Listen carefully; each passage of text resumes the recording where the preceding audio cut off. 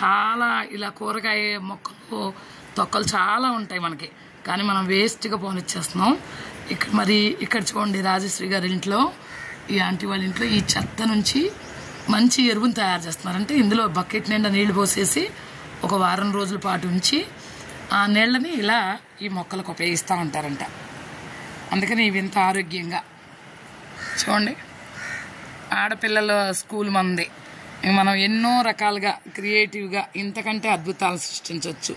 చూడండి చక్కగా ఈ థర్మోకోల్ బాల్స్, థర్మోకోల్ షీట్స్ తొట్టెల్లాంటి చూసారుగా, వీటిల్లో ఇలా కొత్తిమీర, కిందేమో కొత్తిమీర, తర్వాత ఇదేమో గరుడు వర్ధన పూలు.